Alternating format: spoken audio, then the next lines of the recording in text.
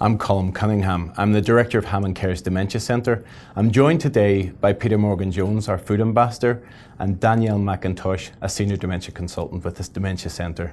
And we want to talk today about one of our new schools, Dining by Design. So Peter, why have we decided to do a school on dining? I've been in aged care for 2.5 years now, and I brought my restaurant experience with me, and I've gained invaluable experience and innovation in aged care, and now is the time I'd like to pass that on and support other services on the importance of good, wholesome food in aged care and innovation. Danielle, what sort of content are we going to see at a school like this? We're going to cover a range of different topics, ranging from evidence-based research around how to support people, and older people and people with dementia to eat well as nutritional needs for older people, why food is important and how our 5 senses actually come together to help make dining a really positive experience.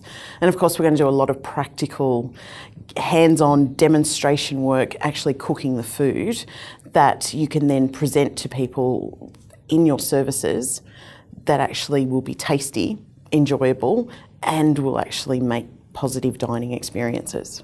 So Peter, we're actually going to get to cook, or we're going to get to experience food as part of the school? Oh, definitely. We're going to roll up our hands, get stuck in with all the ingredients. We've got some great ideas for the 2 days. We're going to touch on finger foods, modified meals, thickened fluids, strategies on menus and also menu planning.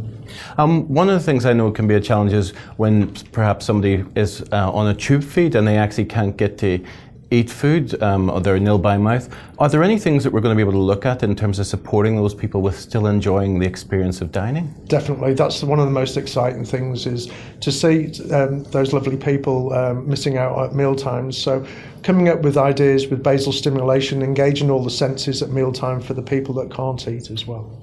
So a dining school, Danielle, how many people can attend that, and who should attend a school like this? We try to keep it small and intimate so that you can have maximum opportunity to get in, as Peter was saying, roll up your sleeves and have hands-on experience actually cooking the food. So we're going to try and limit it to 20 people.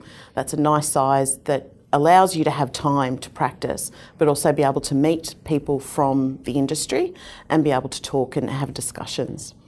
Who should come to the school? Obviously, it should be the people who are actually in the kitchens making the food, and that can be care workers, or it can actually be kitchen hands and kitchen staff. But we'd also love to have the managers and the decision makers who can understand why food is so important and actually start to make change happen. So can you tell me, Peter, why did you write a book about dementia and food? We saw that it's a very difficult job. The book was aimed at people caring for people at home living with dementia. So it's like from the carers aspect. So we saw a real need for support for these people. It's a really hard job what they do, and a very loving job, and we wanted to pass on as much information as we could. So it's a real go-to book. It's a real hands-on information-packed book, and we want to use this book to then for the larger scale dining by design school to actually expand it to larger groups, for aged care. So it's going to be a core textbook at the school. Danielle, tell me, was there some fun in doing this? Because I see it's very rich in the pictures that have been done. I can see that you did that in kitchens and you cooked the food. Is there anything that particularly stands out about your journey with this book? Look, you're right, it was a lot of fun, and we worked very hard to make sure that the fun that we had in making this book came through on the page, because food and fun should actually go together. Working with the other 3 authors on this book was such an honour and privilege for me, being able to work with Emily, our dietitian, who brings a real passion to mixing together a person's preferences as well as making sure that the food is nutritious and that you're getting as many calories and as many protein, particularly, in every mouthful. Prudence, our speech pathologist, who was able to bring really practical strategies to supporting people who have a little bit of difficulty swallowing, but in a way that was knowledgeable and educative, as well as being really something simple that could be done at home.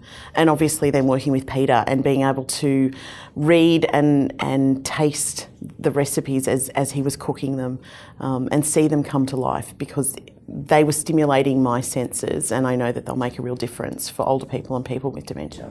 And Peter, I see Maggie Beer did the foreword for the book. Have you had any feedback on how people are finding the book? We've had some great feedback, early stages, but it's really positive. One of the most wonderful things was the day before the launch, we had a carers event where we gave the book to carers. There was over 400 carers there. We're caring for people living with dementia at home. They came up to us and were asking lots of questions about the strategies at mealtime, engaging person, ideas with food, swallowing difficulties. And the wonderful thing was everything that they asked, we could refer to in the book. So that was a great achievement. So Danielle, where will the schools take place?